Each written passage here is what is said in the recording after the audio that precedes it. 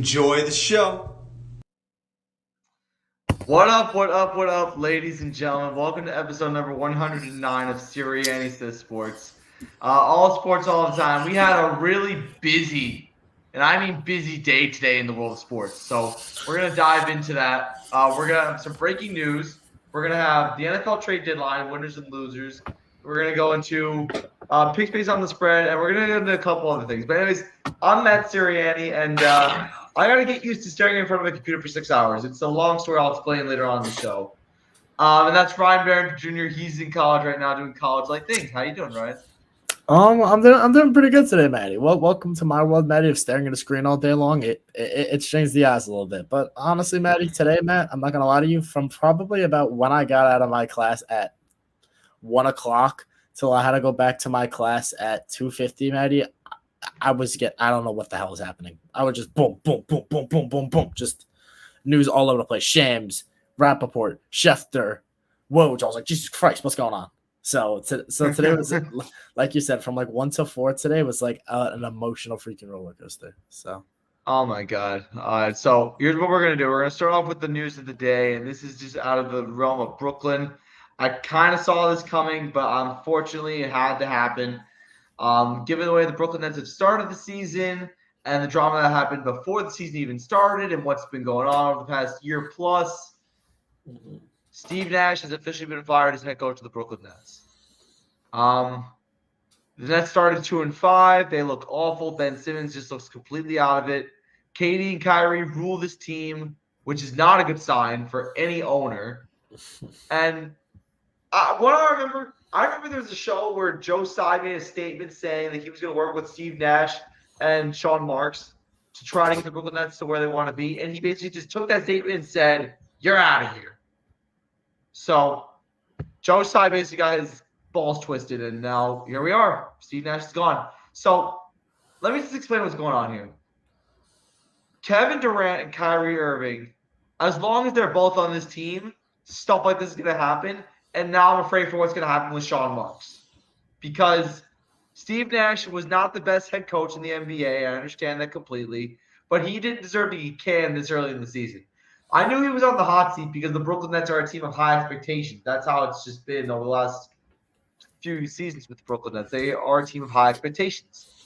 But the problem with that is that when you don't live up to high expectations, when Kevin Durant keeps calling you out constantly, when Kyrie Irving keeps calling you out constantly, and when Ben Simmons does not look good, changes are going to be made. And unfortunately, this had to happen. And my initial reaction was I was stunned because I was like, wow, the players are actually taking over this ball club. And it's such a shame. Now, why I'm talking about this the way I did is because I was staring in front of a computer for 6 hours, but I wasn't looking at sports. So like I said, I'll get into the story later. But Ryan, when you brought this story out to me originally, what was your initial reaction when you heard this news? So, Maddie, I have an interesting perspective when it comes to sports, Maddie. And what I think about is you always pack a punch, Maddie, when available. You always pack a punch, right? And I think that's what the Brooklyn Nets are doing, right?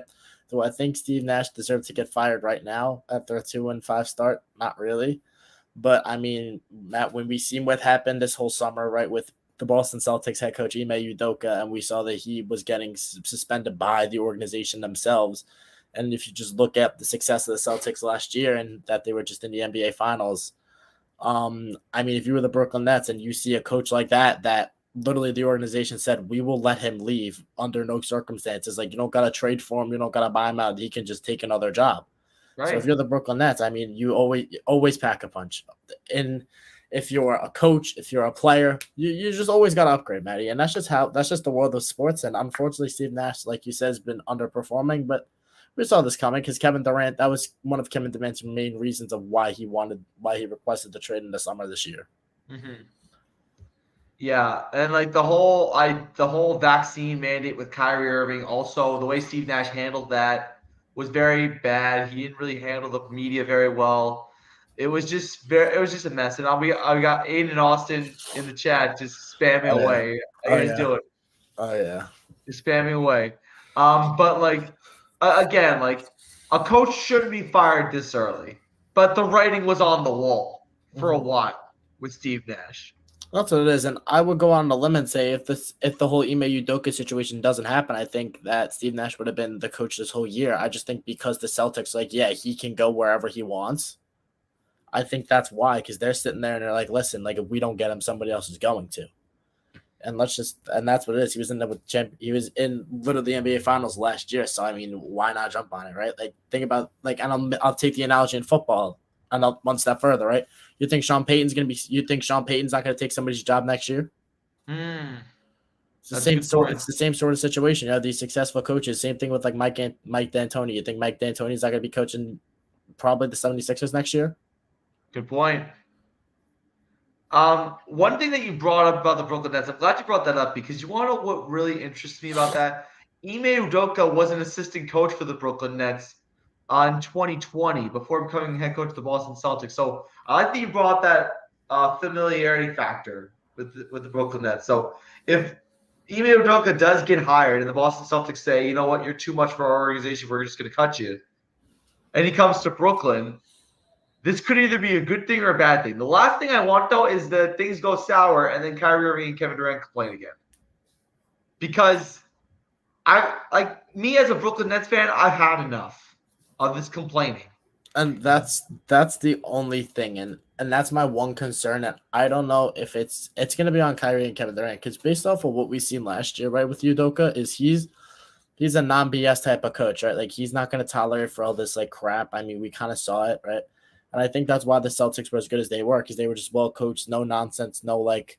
I remember he said one thing, Matt, after like they were talking about like all the fouls in the finals. He's like, "Listen, we just got this gonna happen. We just have to deal with it. Put our head down." And like I don't know if that's going to work with KD and Kyrie based off everything we've seen because I thought Steve Nash was going to be more of a players type of coach and just kind of just be in the background and let KD and Kyrie do whatever they want. Where I think Ime is going to be more no nonsense. So it's going to be interesting to see, but I think it's going to be a respect level from KD and Kyrie to Ime, which I would think that they're going to have towards him.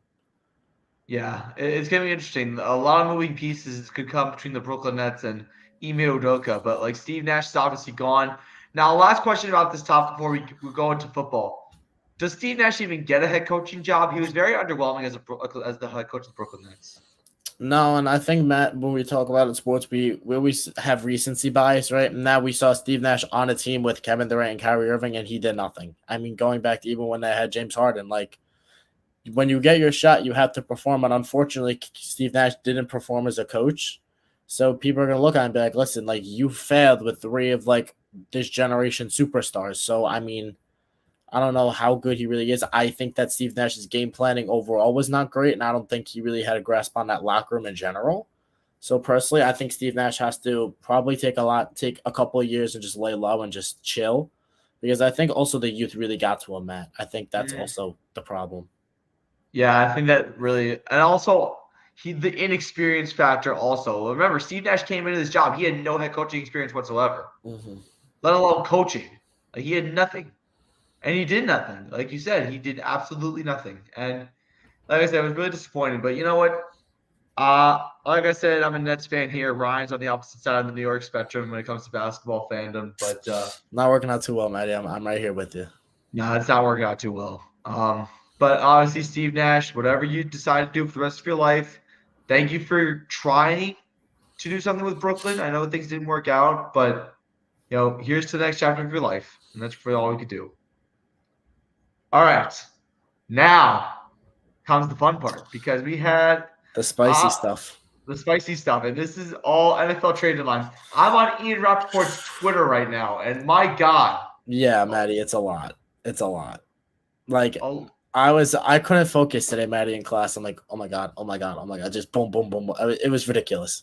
Like if you looked at Maddie the group chat, it was like every 5 minutes it was this happened, this happened, this happened, this. It was like ridiculous. mm-hmm. And then Oh I my know God. Shefty put something out. It was like there was 10 trades today, Maddie, which is the most that there's ever been an NFL trade deadline day. Right? So I'm not Mm-hmm. saying throughout like this whole week, like today, like Tuesday, November Yep, 1st, like there were 10 trades. That's insane. I know. And my phone was blowing up because you were blowing my phone up. You were blowing up the Siriani Sports group chat. Yeah. But we're going to get into these trades one by one. Do you want to start with today, or do you want to go like based off this whole week? Because we'll go based off of the one that started this whole thing in the first place. And that's the big one. This goes back to, I think, Thursday Night Football of last week. That was Christian McCaffrey getting traded from the Carolina Panthers to the San Francisco 49ers. Now, the familiarity here is impeccable because McCaffrey went to school at the University of Stanford. His father played for the San Francisco 49ers under Mike Shanahan when he was a player.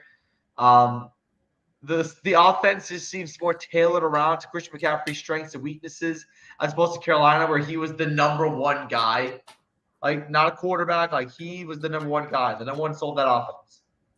And before Matt Rule got fired in Carolina, Christian McCaffrey was responsible for more than half the Panthers' total offense. So that should just tell you how much of a burden this whole workload was for Christian McCaffrey. Now he's going to a team that has a lot more talent, a lot more stability, much better scheme, and he's already flourishing. Look at him.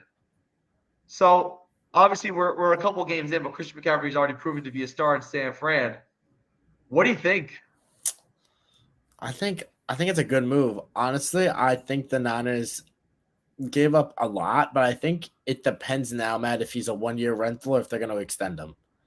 Or not extend him, but he is extended. But like this is like a cheap year onto the cap. And I know with the San Francisco 49ers, they do end up they have like a big salary cap like next year. Like they got to pay a lot of guys. They still got to pay Nick Bosa. They still got to pay a bunch of guys on that team. So I don't really know what they're going to do. I would hope you don't trade a second, third, and a fourth for Christian McCaffrey for him to be a 1-year rental. I would hope. But again, at the end of the day, who knows? But Matty, this year, Matt, it's fun to watch this guy. I mean, if you just look on Sunday, Matt, he just did something that nobody's done in 15 years, Matt, to throw for a touchdown, to catch for a touchdown, and to rush for a touchdown in one game. That's happened in 15 years, Matty, and it took him one game. I know. He did it one game. That's like ridiculous to me. And then honestly, Matt, when you look at this team and you can look at the backfield of Deebo Samuel and Christian McCaffrey, that's a scary, scary thing. Yeah, absolutely. And now like just on the Niners, Matt, it's all on Jimmy G now. It's all on him. I know we've been preaching that drum, and I know we've been banging that drum for a while, but it's just on Jimmy G now, Matty. It's just on Jimmy G. Chris Jericho, welcome to the chat. Ice, baby. Yep, Terps, go Terps. They haven't been playing too well, but they're bowl game eligible. But like again, like Christian McCaffrey is an all-around guy. Like you said, to throw, catch, and run for a touchdown in one game, I've never seen anything like that happen before. And Christian McCaffrey pulled it off. But like I said, this 49ers team has just a lot more depth, a lot more talent, a lot more of a coherent scheme. In Carolina, it was all on him. But now you got Deebo on your team. You got Brandon Ayuk on your team. You got Jimmy G. But like the pressure is all on Jimmy G now because now you got arguably the best running back in the NFL on your squad. When the 49ers were struggling to get a running back. And remember, it was the Bills and 49ers that wanted McCaffrey, but the 49ers wanted him more. And they were able to get him. I think the price was a little bit too pricey as far as trade market value, but as far as picks. But yeah, I think it'll work out itself in the end. Yeah, I mean, you arguably traded for one of the best running backs in the NFL, and you didn't have to give up a first, right? Which is definitely a benefit. The only thing is just this. Honestly, it depends on if he's a rental or not, Matty. Because if they hold him off for the rest of that contract, that trade's going to be worth it no matter what. Yeah, absolutely. That's a good point. All right. Now, the next trade that we're going to talk about, this is kind of a brief one. It's not really much of a surprise. This also was when we were in Vegas. Robbie Anderson got traded to the Arizona Cardinals for a 6th and 7th round draft pick. He was fumed on the sideline with head coach Steve Wilkes, or interim head coach Steve Wilkes of the Carolina Panthers. He's gone. He was nothing but a mess. He was not getting the football anyway.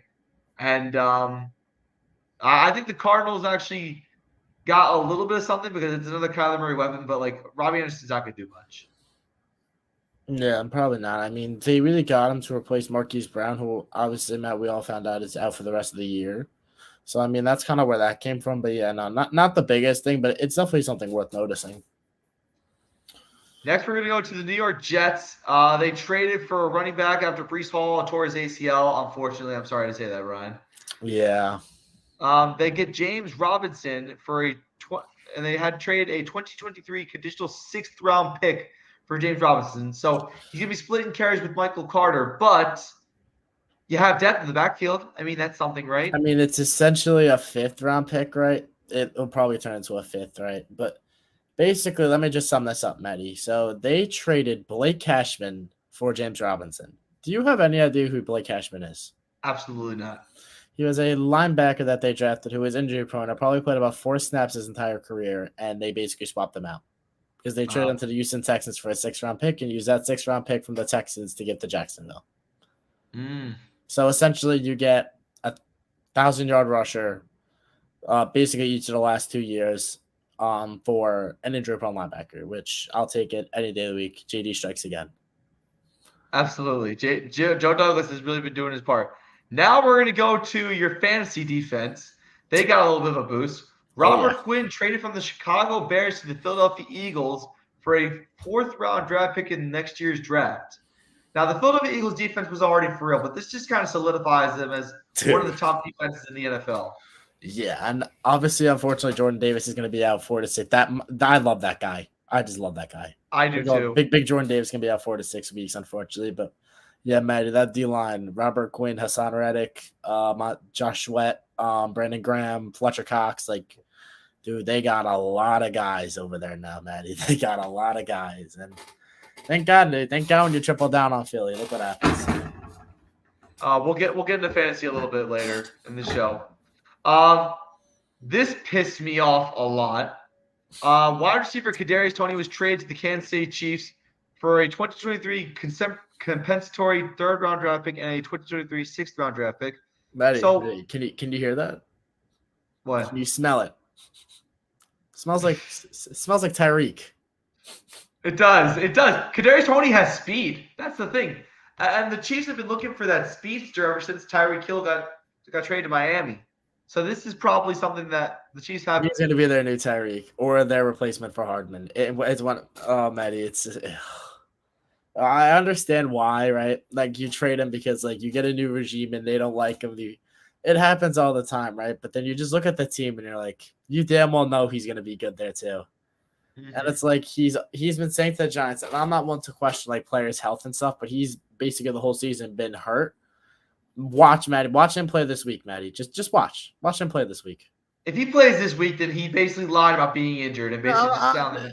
I mean, it happens all the time, but just I'm not gonna. I'm just warning you, Giant fan. Watch him play this week and watch him put a big number. I'm telling you, this is what happens. Anyway, the Bears sent another defender away to the AFC. They gave away Roquan Smith. That was big.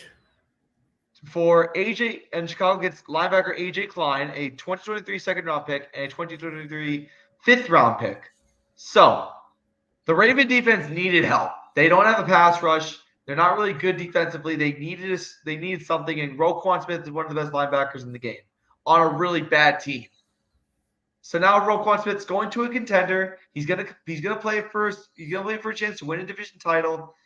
And I think the Raven defense just got a little bit better. I'm not going to say they got significantly better, but like you said, that's a huge pickup for the Ravens. I mean, now you look at that secondary, and now you look at that linebacking core. Because what was their problem, Maddie? They can lock up receivers, but they can't get home with their pass rush, so they get killed by running backs and tight ends. And now you're looking at their 2 linebackers, are Roquan Smith and Patrick Queen, who Patrick Queen has had an underwhelming career since he's entered the NFL, but now when you look at a secondary with Marcus Williams, Marcus Peters, Marlon Humphrey, all those guys, Kyle Hamilton, Roquan Smith, Patrick Queen, like they got a lot now, dude. They got a lot of chips on that defense, and I think we're going to see Roquan Smith do a lot more now than coverage. I think now we can see them do more exotic blitzes with one of Patrick Queen or Roquan. So I definitely think it bolsters that defense. The only question to me now, Maddie, and it's a lot. We're going to talk about with a lot of these trade deadline players. Is that you're gonna have to pay these guys a lot of money now. Roquan Smith's definitely gonna get in that $20 to $22 million range, around what Fred Warner and Darius Leonard got. Right, that's a really good point. I mean, listen, he deserves that money. He carried Chicago's defense for a little bit when they won that game against New England earlier this week because of Roquan Smith. Yeah, but that's like the problem when you give up like a second and then you gotta like. That's the problem now with like all these stuff. Like, I mean, we're going to talk about Bradley Chubb too, but like there's a bunch of players right now where it's like, okay, you gave up a lot to get them and you have to pay them, which is it's obviously it's good in the moment, but then you look and you're like, ugh. I know. I mean, and like the hope is, and like I know a lot of people say, well, you do that because you trade the second round pick. Because if you're going to draft the linebacker, you hope the linebacker becomes as good as Rogue. Like I understand that whole thing, but it's always a tough pill to swallow when you give up that much, and it's like, and you still got to pay the guy. It's like it's real.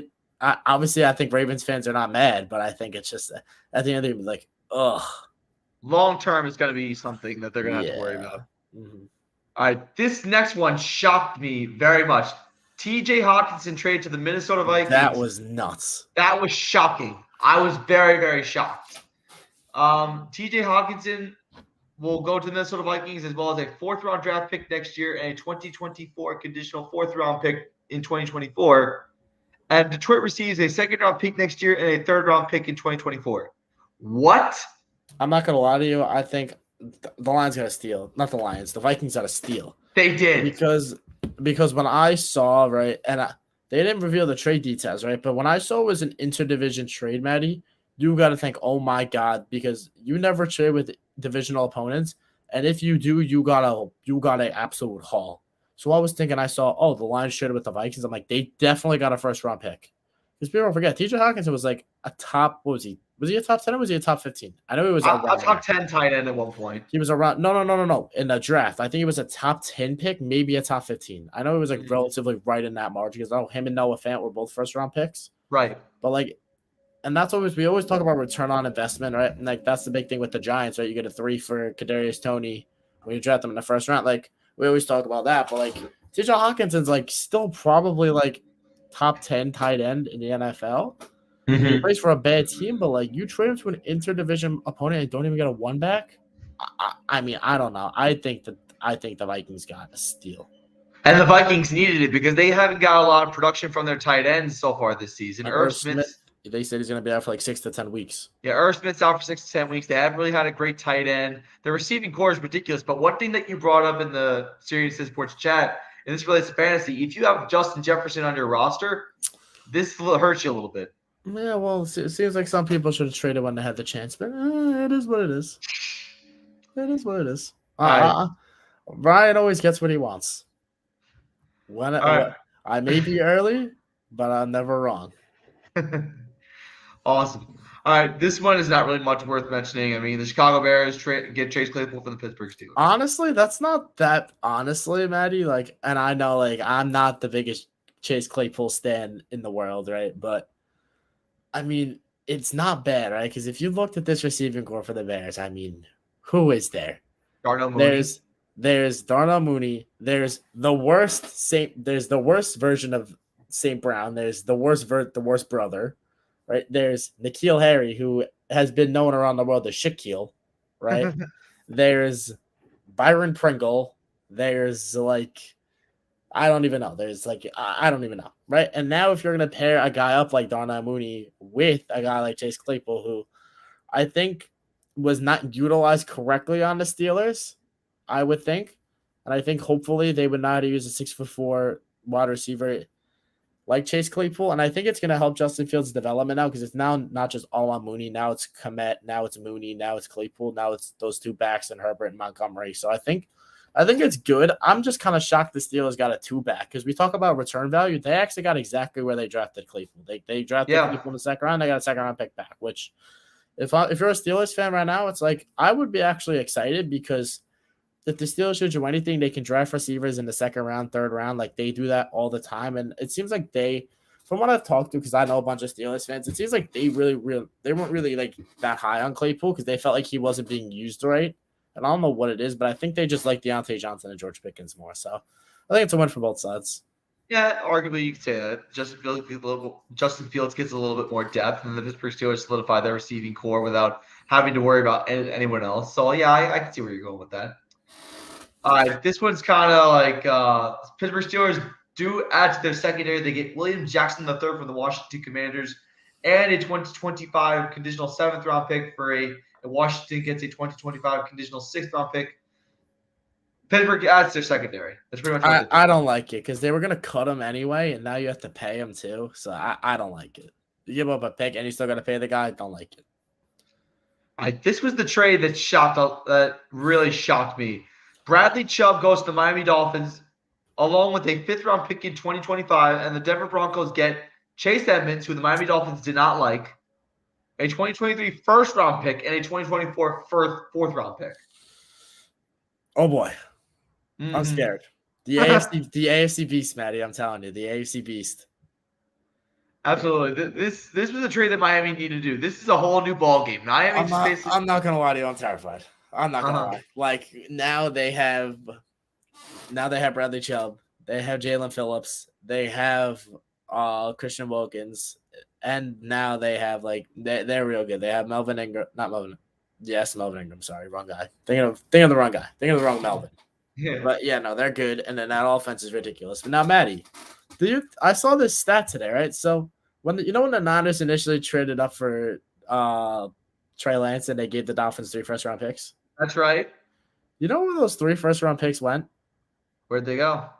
One of them went into the trade up when they traded back up to get Jalen Waddle, right? Uh-huh. The second one went to Tyreek Hill, and now the third one went to Bradley Chubb. Talk about maximizing your picks. I mean, Christ. Yeah. And then the other one got suspended. Like the other one got taken away. So unfortunately for the Dolphins, but I mean, good God. And now the only thing is for the Dolphins now is he better stay healthy. This guy, the same thing I just said about Roquan Smith, but Roquan Smith doesn't have the injury history that Bradley Chubb has. Right. When healthy, Bradley Chubb's really, really good. Right? Probably I wouldn't have gave up a first round pick for Bradley Chubb personally, but I know it was a bidding war between like the Dolphins and a couple other teams. But I mean, I don't know, dude. You're going to pay that guy again in the $20 million, $25 million range and then give up a first-round pick. And it's just, I don't like it, dude. I don't like it. Long term. Yes, let me rephrase that. Long term, because I'm not like, and again, like we always talk about it, right? Like with the Rams, right? Like if you win a Super Bowl, it's all worth it, right? But if you don't, that's when it kills you. So when all these trades happen, right, and you look at some of these teams, right, when you look at the Dolphins, like, okay, they're going for it, right? When you look at the Ravens, you're like, they're going for it. Like, so like when you go for it, you better win because this is what happens long term if you don't win. Exactly. All right, this one is somewhat. This comes from a man that we talked about before. He'll be back in the NFL soon, but just not in the Atlanta Falcons uniform. Calvin Ridley's rights. I couldn't believe this. Calvin Ridley's rights with the Falcons were traded to the Jacksonville Jaguars for a 2023 conditional fifth and a 2024 conditional second. That sounds like a lot. That's an overhaul. Like to get Calvin Ridley for conditional picks. That's crazy. I actually like it for the Jags. I like it for the Jaguars too. My only question now, Maddie, is, and I always bring it up, and it sucks, right, that it's a question, right, but how will he perform a year removed from football? That's my only question, because before last year, like before the whole drama with him, like with his mental health and with his before that whole saga happened, Calvin Ridley was probably a top receiver in football. Mm-hmm. He was the best receiver on the Falcons. They drafted Kyle Pitts that year. We didn't really get to see Calvin Ridley. And honestly, this year I already kind of forgot about him because one, he's not playing, but for the Jags, I like it because if you're going to bring him back next year and he returns to the form that he was at, I mean, because people forget that he's like, I think he's only still like 28, 29 years old. Like he's still a young guy. And if he comes back, and the one other thing is Ridley doesn't have to get paid next year. He's got one more cheap year because of the whole suspension. Like they move your contract down a year. Yeah. So like he's still cheap next year, but the year after, they'd have to pay him. But I do like that I actually like it for both teams. My only question is they really think Drake London's going to be the number one next year, which scares the living daylights out of me for right now if I'm the Falcons. Yeah, not really the best outlook for the future of the Atlanta Falcons. I mean, Drake London's okay, but he's nothing really amazing. I mean, again, my friend's a Falcons fan, and he goes, if I have one thing in the Falcons that I'm confident, it's drafting receivers in the first round. Mm-hmm. I mean, it's worked out well for them, right? Like you look at, I mean, like excuse Drake London for a second, right? But you look at Ridley. Ridley was a beast, right? Before him, Julio Jones. Before him, Roddy White. Before him, like they've had a bunch of guys they've drafted in the first round that have come out to be really good NFL receivers. So I hope it works out for them with Drake London. I do, but I don't know if I would have got rid of Ridley for that. But I like it for both sides personally. Mm-hmm.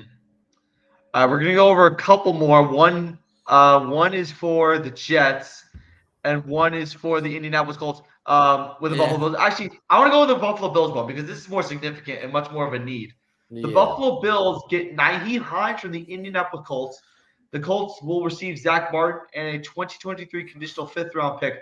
The Buffalo Bills needed, I mean, needed a running back in the worst possible way. I'm okay with this because it's not McCaffrey and it's not Kamara, so I'm okay because they got the Walmart Christian McCaffrey and Walmart Alvin Kamara, so I'm okay with that. But in terms of the Buffalo Bills, I know what you were saying, Maddie, and I was having nightmares that Alvin Kamara was going to be a Buffalo Bill today, and I'm not going to lie to you, Maddie, I would have been terrified. Thank God he's not, because Naheem Hines does not scare me running the football. He is very good out of the backfield, right, catching the ball and all that stuff. Right. Right, but I mean, the Buffalo Bills are a type of team where they don't need a running back when you have Josh Allen. They just need a running back that can catch the football. Right, of course. So that's why we saw them go for Naheem Hines. I mean, if you're the Bills, I mean, you can afford to get the Walmart versions of some players because when you have Diggs and Gabe Davis and Dawson Knox and Von Miller and all these guys, like, you can't get every good guy. You can't do it. So, and when you got a guy like Josh Allen, he's just going to make that. He's going to make Naheem Hines pretty damn good. All right, this last one that we're going to go over is based on your realm. It's based on the Jets. Jets do not get Bradley Chubb, but they do get a pass rusher themselves. They get Jacob Martin. No, they traded him. They trade Jacob Martin away. Excuse me. They trade Jacob Martin away. The Broncos get a pass rusher back. They also get a 2024 fifth-round pick, and the Jets get a 2024 fourth-round pick. It's essentially a trade-up, Maddie, for a guy that got like 8 snaps this whole year. I mean, JD strikes again. What can I say? I mean, because they signed the guy in free agency, right? So they didn't give up a pick for him, and they got a pick back for him. So essentially, it was a trade-up for a guy that they spent like $3 million on this year. Yeah, so it's basically like being like, "Hey, Maddie, I'll give you $3 million for your fourth-round pick, and I'll give you my fifth-round pick." And you're like, "Okay, that's how it was." That's pretty much what it is. That's pretty much it is. Okay, so we went over all the trades. A lot of these I'm seeing for the first time because, like I said, I got a second job. I'll get over it later. But what we're going to do now, we're going to go over our winners and losers for the NFL trade deadline. Ryan, I know you were very active of this trade deadline, so I'm going to start with you. Who are your winners for the NFL trade deadline? Am I picking one or am I picking two? You can pick two. I'm going to go with the Niners and the Eagles. And I think it's pretty simple because, I mean, the Niners got arguably the best running back in the league, right? And pairing up with that offense, right? And then the same thing with the Eagles. I mean, we talk about going for it. I mean, they're with their trades right now, dude, they're going for it. We saw them trade for CJ Gardner-Johnson earlier this year. We saw them get James Bradbury when the Giants cut him. We saw them just trade now for Robert Quinn. We saw them in on Roquan Smith. We saw them in on Alvin Kamara. Like, we saw them in on a lot of guys, and I think Philly's going for it, and I think they got the team to do it. And then if you're going to tell me about probably the losers, honestly, I think I'm going to go I think I might go with the Denver Broncos, dude, because like you're gonna get Russell Wilson and you're gonna trade your best defensive player. Like to me, it doesn't make sense. I mean, like I don't know. Like I understand like you can't pay Bradley Chubb, right? When you have guys like Justin Simmons and all these guys that make so much money, and you're paying Russ like ridiculous amounts of money. But like, I don't know. Like the fact that they're like we got Russ and we're gonna contend to now trading literally like one of your best defensive players. It just, I don't know. I mean, yeah, like they'll definitely take the first-round pick, but it's going to be a late first-round pick. I'll tell you that. So, I mean, it's going to be like essentially a second-round pick probably. All right. Now, my definition of winners and losers, my definition of a winner is a team that is absolutely going for it. You mentioned the 49ers and you mentioned the Eagles. But one team that I got to give a shout to, I got to give a shout to the Minnesota Vikings because they're going all in themselves. They get TJ Hawkinson, who's a top tight end. I just don't have confidence in Kirk Cousins. That's like – yeah, did they make a good move? Yeah, but I'm just about. I'm like, it doesn't matter to me because I'm like, Kirk is gonna do what Kirk Cousins does, and that's just. And I shouldn't think that way, right? Because honestly, like, I should just be thinking who won the trade line. I understand what you're saying, but I mean, like, yeah, just Kirk Cousins got Kirk Cousins, just like Jimmy G's gonna Jimmy G. All right. Well, my definition of a loser is someone who either did little or did nothing. Yeah. And there are teams that you're going this way. I see where you're going. Yeah. You're gonna go with the Green Bay Packers. Smart man. I go with the Green Bay Packers. What were you thinking? Brandon Cooks, you needed to get a receiver in the worst way. NFL analysts were saying it over and over and over again. The Packers need a number one receiver. The fact that they did not get Brandon Cooks is a problem because now they're stuck with Romeo Dobbs and Christian Watson and oh my God, like I mean, if I were them, I would have traded for Claypool. Like the fact that you watch the Bears do it before you, like them and the Bears are in the same spot. Now you gotta watch Claypool go to your division. Like I don't know, like and you took it a different way than I was thinking because I was just thinking of the teams that made trades, but I think that's actually not a bad take, right? With the Packers like not getting anybody. And like you could also kind of maybe swing it in the way of the Giants too, right? yeah, the like, Giants didn't do anything either. Same thing, right? Like the Giants and the Packers kind of sat there and watched the Bears trade for Chase Claypool, and I'm sitting there and I'm like, I think any Giant fan right now, you told like if I told you, Matt, you give up a second round pick for Chase Claypool, I think you'd be like, okay, that's fine. Like let's do it. If you told me after today that Brandon Cooks would not be rostered somewhere else after the trade deadline, I would tell you you're crazy because the Texans are going nowhere this year. Brandon Cooks wanted to go out. Hold on. He wants to go. He wanted to play for a contender or at least a team that has a chance of winning. The Packers are one of those teams that needs help. They need a receiver. To work with Aaron Rodgers would be a great idea and a good career move. Aaron Rodgers doesn't really like throwing to rookie receivers than young upstarts. He likes veteran guys, and Brandon Cooks would have been perfect for that. And also you mentioned the Giants. The Giants needed a receiver so bad because now Richie James is hurt. They have Wandale Robinson, they have Darius Slayton, but they don't have a deep threat outside. I'm shocked they didn't pursue Odell Beckham Jr. whenever they had the chance, but obviously that's probably Odell. That's a different story because Odell can decide wherever the hell he wants to go. Yeah, because he's a free agent. But like, when it comes to a trade deadline, you need to trade for a receiver knowing that your receiving core is banged up and knowing that Brandon Cooks is right there. You needed a guy like that. Yeah, and if I was you and I saw what the Bears gave up for Claypool, I'm like, okay, you could just kind of swap out Claypool for Galladay. As much as Giant fans hate that Galladay's done absolutely nothing, and I think that's the only hope Giants fans have and that coaching staff has. Like, okay, we're not going to trade for a receiver on the hope that Galladay does something this year. But I mean, we've seen a lot of teams hedge their bets on players and it not work out. So I hope it works out for the Giants with Galladay, but I don't know if it is. But like you said, Maddie, with terms of like Brandon Cooks not getting traded, there's a couple players to me, Maddie, right? And they're both on the Carolina Panthers, and it's Brian Burns and it's DJ Moore. I mean, the fact that those two didn't get traded, I mean, I saw rumors today that the Rams offered 2 first-round picks for Brian Burns, and they said no. So I don't know what the hell they think they're doing. So they want to pay this guy $25 million to draft a rookie quarterback from the suck. Like, not suck, but like, you know what I'm saying? Like, right? Like, a very bad team. Yeah. So, like, are you really going to pay a guy like that? Same reason like the Texans with Brandon Cooks. Like, you're not going anywhere this year, Eddie.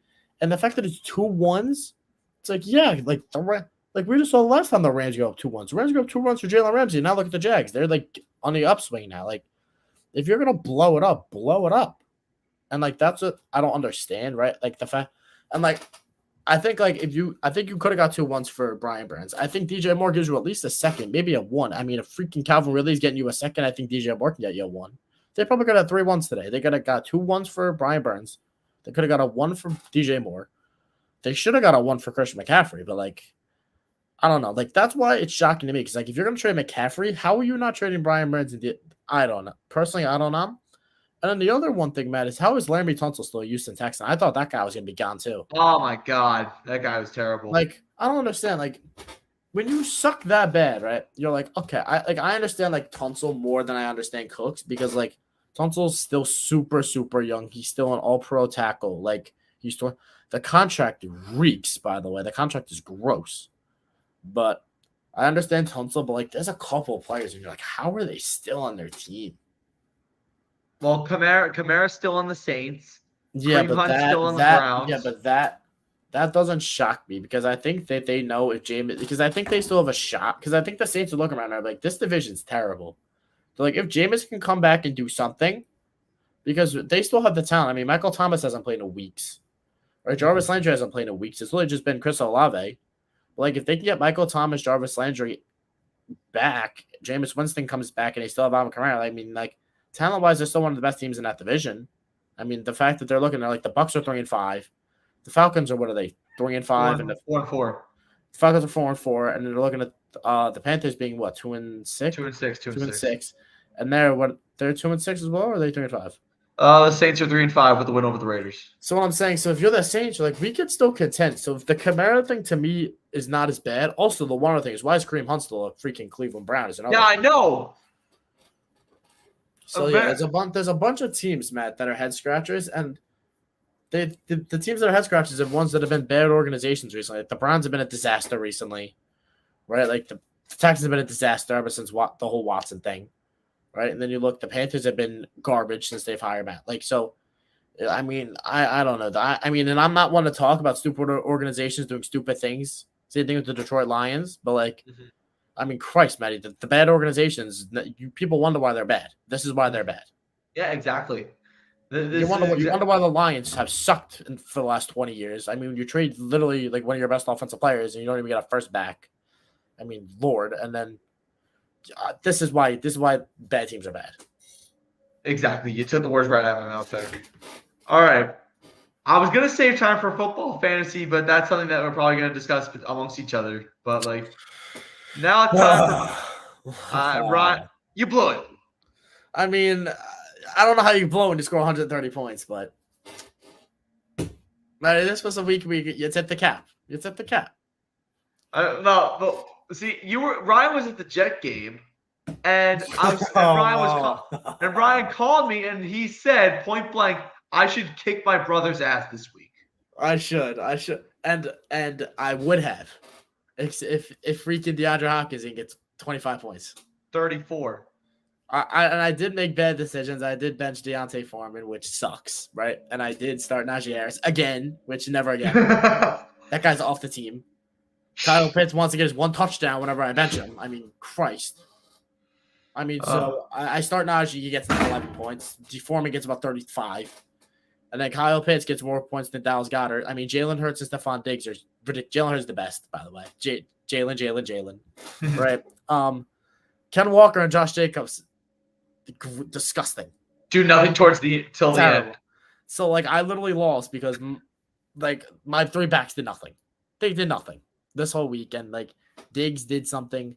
I should have started Cooper over T. Higgins, but you know, one would thought with Jamar Chase not being there, T. Higgins was going to get every catch. But again, I don't know. I don't know what these coaches think, right? But cool, Matty, everything I do. Matt, I wouldn't be talking over there if I were you, Matty. No. You got Sam Ehlinger throwing to Michael Pittman Jr. You got Miles Jonathan Taylor fumbling the football. Man, I got Lamar Jackson. Not in a good spot. I have Lamar Jackson freaking underperforming. You got I got Isaiah Devontae Smith doing nothing every now and then. You got Isaiah Likely being a tight end one for the Baltimore Ravens. Oh my god. Uh-oh. So my team, I'm not worried because my team is still good. I just had bad weeks. And I also scored 130 points. My brother just scored like 142. And I was like, well, all I'm going to say, though, is Anthony's going to win the whole thing. I'm ready. I'm shocked. Anthony's winning the whole thing. Freaking ETN, man. The one person that couldn't get that guy, it was him. The one guy that couldn't get Travis Etienne. And, of course, James Robinson has to get traded that week that he picks him up. Because Etienne was like a revolving door, like through teams. And I was sitting there, I'm not going to lie to you. I stared him in the face, and I'm like, I'm going to pick him up. And I'm like, he splits so many carries that he's not worth it. And then the next week, James Robinson goes, I'm like, bro. I was like, you can't be serious. And I'm like, who is ETN? And I'm like, I see it. I'm like, bro. I'm like, really? Like, he's the one guy that can't get that guy. So Mikey gave it a valiant effort, but yeah. Also, Maddie, I'm getting AJ Brown no matter what cost. I'm getting that guy. I'm talking to you after the show about that. I'm gonna get him. I'm gonna get him. Or unless your dad wants to give me Justin Jefferson, because that price is. But you know, apparently the 0-7 guy cares about the integrity of the league. But 0-8. I mean, you're 0-8. Jefferson hasn't won you a damn game, so I mean, I was gonna make your team better. But again, I'm fine. I'm fine I'll live. Bottom line is I have the 1 game cushion still. Yeah. I'm not gonna lie to you, Maddie. I thought you were gonna pull it out of your ass again this week. I was like, he's gonna find somehow to win. I was like, thank God. And I remember I told you, Maddie, I'm like, I'm gonna let him keep AJ Brown just so he beats you. I didn't expect him to drop 45 points. I'm like, well, look, this could be a lot harder to get this guy now. Yeah, it's gonna be a lot harder. Fantasy football, you gotta love it. Anthony's just a wagon. 170 points. I mean, Lord. 172 points. No Herbert, no Eckler, 170 points. I play Anthony next week. Thank God he's got no Chubb, dude. But I'm still so tired. I'm terrified. I need a big week this week coming up, Maddie. And now I have a reason to bench Najee Harris because he's on a bye. Mm-hmm. So now we got Deontay Foreman, we got Josh Jacobs, we got Ken Walker. Now I gotta make them the same guys: T. Higgins, Stephon Diggs, Jalen Hurts. Oh, Maddie, it's gonna be a big week for the Eagles this week. Oh, I'm so excited. Oh, they got the Texans on Thursday night. Oh, come on, Jalen. If you can get AJ Brown, you can probably. No, I'm not even gonna do that, dude. It's gonna be a big week for the Eagles defense. Oh boy. Oh boy. The Eagles are gonna be eating good. Davis Mills, sack lunch. Here we come. All right. Before we get into our sponsors, let's get straight into pick space on the spread. Ryan, we have a lot of fantasy talk to do after the show. But let's get ready to pick space on the spread. All right. Maddie, I've had back-to-back weeks now, Maddie, where I've lost because of the last game of the week. Freaking annoying. No, I'm not gonna lie to you, Maddie. I think I had 5 losses this week, Maddie. I hit every game. I had so many games, and then I freaking lost the Bills game by half a point. Sucks. I was like, you can't be serious. I'm like, bro. You lose by 10. You lose by 10 points. I'm like, bro. So if I hit that Bills game, I would have won. Right? And then I lost the Bengals games. I'm like, apparently the Bengals can't beat the freaking Cleveland Browns, but whatever. But yeah, Maddie, big spreads this week. And I'm choosing a lot of favorites. I already pre-did the picks. All right, let's do it. Because I can focus. Oh. I already pre-did some of them. So wow. Good. That's nice. I came prepared. But yeah, so Thursday night, Maddie, shellacking the Eagles and the Texans. The Eagles minus 12.5. Oh my God, it is gonna be shellacking. Give me the Eagles minus 12.5. Yep. Next, Chargers Falcons. Chargers minus 3.5. Chargers are actually coming back off the bye. The Falcons are coming off a lucky win over the Carolina Panthers. You want to talk about a team that's selling, dude. You want to talk about tanking, dude. Well, I don't know what was worse, what the Panthers did or what the Jets did against the Raiders that one like 2 years ago. Oh my God, that was terrible. I'm gonna go with the Chargers here minus 3.5. Yeah, I am too. Next, Maddie, Miami Dolphins at the Chicago Bears. Dolphins minus 4.5. The Bears, their defense did get better, but so did Miami's, and I like the way Tua Tagovailoa throws the football. Dude, I don't know how the hell you're stopping Tyreek and Watt. I don't know how the hell it's gonna happen. It's like video game watching those two guys. I go with the Dolphins minus 4.5. So am I. Next, Maddie, Cincinnati Bengals, Carolina Panthers, Bengals minus 7.5. I never expected the Bengals to look that flat. They're not. That's what. It's not going to happen again. It's not going to happen again. I gotta go with the Bengals here. What's the spread? 7.5. Minus 7.5. I'll take it. Next, Maddie, battle of the NFC, the NFC North. Green Bay Packers, Detroit Lions. Packers minus 3.5. The Packers need to win this game. If they don't win this game, they're in trouble. I gotta go with the Packers here. I'm gonna go with the Lions. Ooh. One of my only underdogs. One of my only dogs. Next, Maddie, Indianapolis Colts, New England Patriots. We just saw what Bill did to Zach Wilson, unfortunately. I mean, the young quarterback Reaper in Bill Belichick against Sam L. Oh boy, Maddie. Bad matchup for you this week, Maddie. Bye-bye, JT. Bye-bye, Pittman. Uh-oh. What's the spread? 5.5. New England. Give me the Patriots. Yep. Give me the Patriots. I got Jalen Ramsey Mills. Next, Maddie. Buffalo Bills, New York Jets. The script really flipped for the Jets hard, dude. 12.5-point favorites for Buffalo. And they're gonna do that. I owe Buffalo minus 12.5. Yeah, they are. They really are. And the Jets are at home, and it's 12.5. Jesus Christ. Oh my Christ. God. That just tells you how bad things are gonna be. But it's not even that, dude. They were 10.5-point favorites against Aaron Rodgers. So I'm not even too upset. They played against Aaron freaking Rodgers. They were 10.5-point favorites. And didn't cover by half a point. Yeah, but that's just dumb luck. But yes. Next game, Minnesota Vikings, Washington Commanders. Vikings minus 3.5. The Vikings are favored by 3.5 against the Commanders team that's actually pretty decent with Taylor Heineke at the controls. I'm going to say the Vikings win this game, but I think the spread's going to be close. Who you going with? I'll go with the Vikings minus 3.5. I'm gonna go with the Vikings as well. Next, this game is such an interesting one. Vegas Raiders, Jacksonville Jags. Raiders minus 1.5. 1.5 points for the Raiders. I'll give you my reasoning, right? And it's the same reason for the Cincinnati Bengals. The Raiders will not play like that again. It's not. I refuse to believe it's going to happen like that. And I just think they're more talented than the Jags. And Maddie, I don't think I've ever seen Devontae Adams play worse than he did on Sunday. That may have been one of the worst games of his career. Dude, if you just look at that team, Jacobs sucked. Devontae Adams sucked. Hunter Renfrow sucked. Derek Carr sucked. Like they're not gonna play like that. So that's why I'm going with the Raiders. But like, dude, it was hard to watch on Sunday. I'm going with the Raiders as well. Next, Maddie, Geno Smith, Seattle Seahawks, or the Arizona Cardinals, and it's in Glendale, but it's the Seahawks. It's the Seahawks plus 1.5. I don't want to hear the name Geno Smith ever again. Geno. I don't want to hear it ever again. Never. No Smith, baby. I will say this though. The franchise quarterback, Geno Smith. The top 10 quarterback, Geno Smith, too. Oh, get the hell out of here. Statistically, Maddie, he's the top 10 quarterback this year. No, he is. No, Geno's been playing really well. He has a quarterback rating of over 100, which is kind of insane. Maddie, there's nobody that wants to see that worse. There's nobody that wants to see him suck more than me, Maddie. So I'm here with you.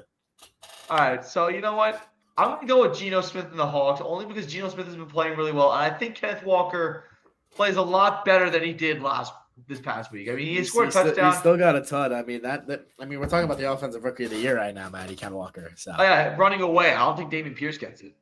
No, I think he's the only one that could get it outside of him. But yeah, I'm going with Seattle as well because Kyler Murray and those Cardinals, man, they do not scare me. Not at all. No, they don't scare me at all. What's the spread?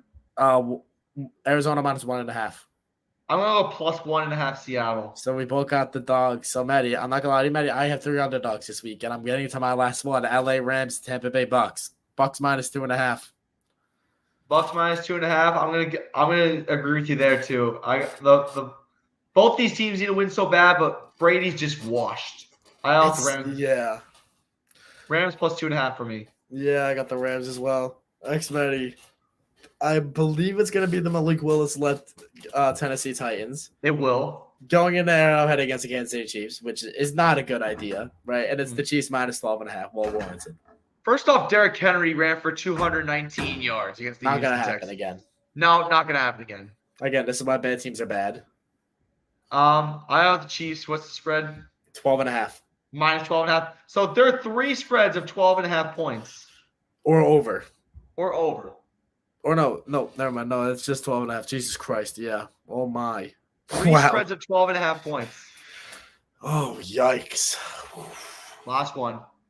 Yeah, Baltimore Ravens, New Orleans Saints. Ravens minus 2.5. We might not see Mark Andrews for this game. Although we likely might have – the Ravens will likely have a solution, if you get what I'm saying. I'll kill you. Don't talk about it, say it like that. I'll kill you. I'm going to go with the Ravens minus 2.5 here. So am I. Oh, Maddie, this is the reason, Maddie, we can't have nice things. You are the reason, Maddie, we cannot have nice things. Oh, my God. Oh, you hurt my soul. All right, we're going to get into sponsors really quick. And Geno Smith went to West Virginia. That's right, Chris Ureco. Geno Smith did go to West Virginia. West Virginia boy. Geno. All right. Smith. I don't want to hear that name ever again. Anyway, we got the Grace Foundation of New York. The Grace Foundation of New York has been around for the last 20 years, committed to one mission and one mission only: increasing the quality of life for children, teens, adults, and families living with the autism spectrum disorder. The Grace Foundation always has fun events going on, including galas, virtual bingos, and so much more. And the foundation offers recreation programs, social skill programs, performing arts programs, and creative arts programs. For more information, please call go to graceofny.org, call 718-983-3800, or email them at contactus@graceofny.org. The Grace Foundation of New York. Support, empower, educate, enhance.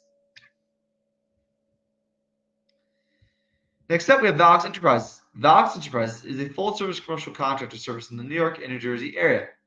They have been serving commercial general contractors and construction management companies for over 20 years, and along with outstanding quality craftsmanship, their company has a strong reputation for meeting rigorous deadlines.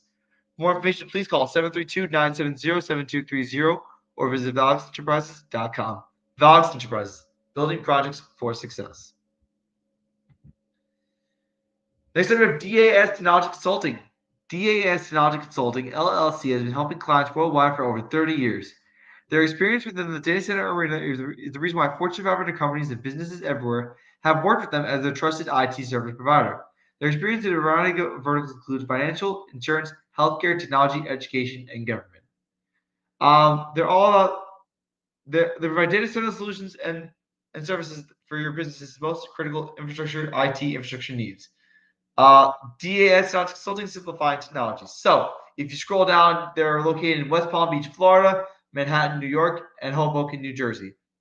And for more information on DAS Technology Consulting, go to www.dasconsultech.com or call 561-287-4502. My father, Darren Siriani, will take good care of you and help you with the right solutions for your business. Again, www.dasconsultech.com or call 561-287-4502. Next up, we have Jag1 Physical Therapy. Jag1 Physical Therapy has 100 locations in New York, New Jersey, and Pennsylvania. From occupational therapy to sports medicine, their clinician gets the root cause of your pain, from knee and shoulder pain treatment to neck and back pain treatment. Jag1 Physical Therapy is your trusted healthcare resource and has a long history of helping their patients get back to the life they love. They offer physical therapy services for all ages, including pediatric physical therapy. Jag1 Physical Therapy offers comprehensive outpatient physical and occupational therapy services and provide rehabilitative care for general orthopedic, sports and soft tissue injuries, workers' compensation cases, slip and fall physical therapy, and work with Medicare patients. And they even offer Ultra G anti-gravity treadmill physical therapy. If you scroll down, you will find that there is a chart where you can find the root cause of your pain. Just click on a certain body part, and they can give you some certain things that you could be feeling in that certain body part, and certain ways that you could fix that body part, and give you a synopsis of what that pain feeling is and how you're feeling it and how it can affect you. Next up, if you want to request an appointment, you can scroll down even further, and you can put in your name, the date of your requested appointment, your phone number, your requested time, email, and the requested location and other comments that you have. And you can do all this at jag1pt.com. Jag1 Physical Therapy, official therapy provider for the teams you love. Next up, we have Outback Steakhouse in Middletown. Outback Steakhouse in Middletown is an Australian-inspired steakhouse beloved worldwide. They pride themselves on serving up variety. Their real steak cuts are complemented by delicious choices of chicken, ribs, seafood, and pasta at a price for everyone. What's the strategy? Well, the leader of the pack by emphasizing consistently high-quality, delicious foods, delivering a warm, welcoming environment. The kind of atmosphere couldn't be any more transporting. It's like you're right there in the Australian Outback. Visit Outback. So for more information on Outback Steakhouse in Middletown, go to outback.com or call 732-796-0110. Again, outback.com or call 732-796-0110. Outback Steakhouse in Middletown. Aussie rules. Next up, we have Rocco's Original Italian Ices, owned by Devin Rocco, who I'm going to talk about in a little bit. So Rocco's Original Italian Ices is a family-owned business satisfying families for years with homemade Italian ices. In Italy lies the Abruzzi region, where it is said that St. Rocco watched over the country named for him. Generations of Italian families have lived, worked, and enjoyed delicious foods made in a style of cooking special to the region. Inspired by the authentic recipes of their grandparents, the Rocco family has been delighting family and friends with a little touch of Italy in every ice served. To learn more about Rocco's Original Italian Ices, call 929-476-7638 or go to roccosices.com. Again, that's 929-476-7638 or go to roccosices.com. Rocco's Original Italian Ices, a sweet summertime treat all year round. And last but not least, we have the Integrated Planning Group. The Integrated Planning Group provides all their clients with a financial professional for all the crazy things life throws your way. Their client focus and advice driven is their slogan. And for more information on the Integrated Planning Group, go to integratedplanninggroup.com and their phone number. And here are the numbers. Their phone number is 732-662-3967. Their cellular number is 917-816-0000. 1104. Their fax number is 848-200-7173. And the email you can go to is jmuro@nlgroupmail.com. They're located on 200 Shoals Drive, Suite 125 in Red Bank, New Jersey. Again, integrated planning group, client focused, advice driven.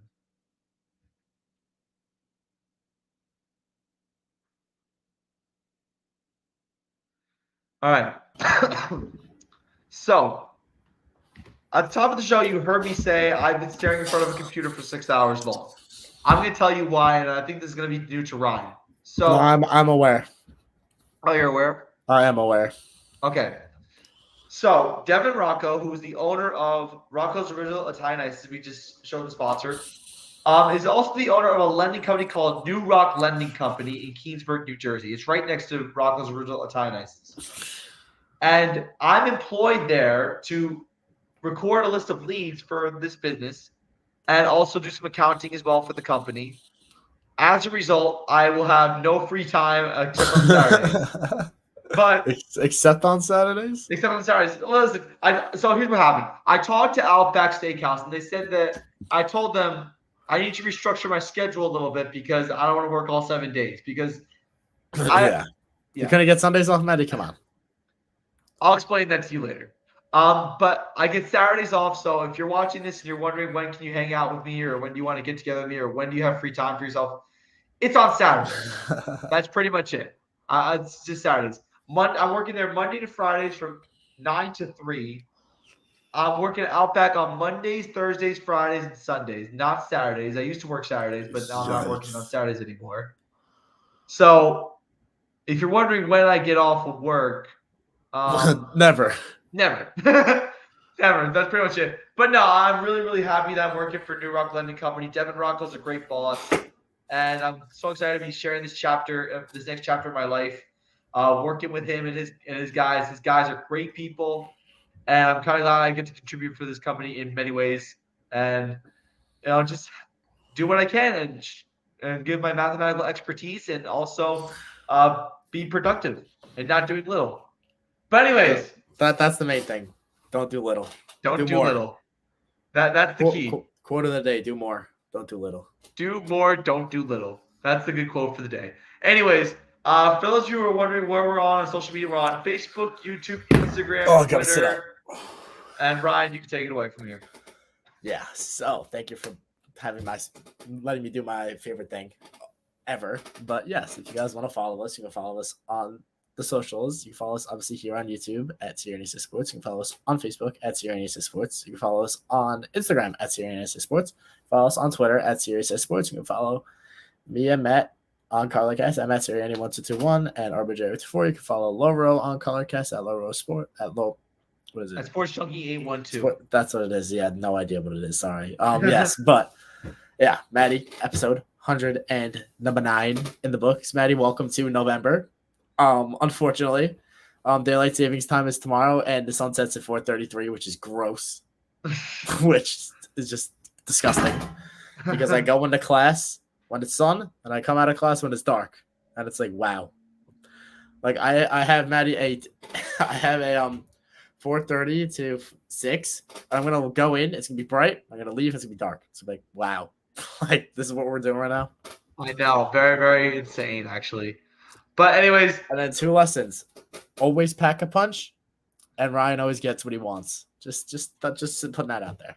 Okay, fine, fair enough. Good way to put it. Always pack a punch. Always pack a punch. That in life, not just in anything. Always pack a punch. Okay. That's a good way to do it. All right, but anyways, from Ryan Berenger Jr., I'm Matt Siriani. Thank you so much, everyone, for tuning into today's episode. We greatly appreciate your support. Have a great night. Stay safe. Make sure you turn those clocks back. And, of course, peace out. Have a great night, everyone.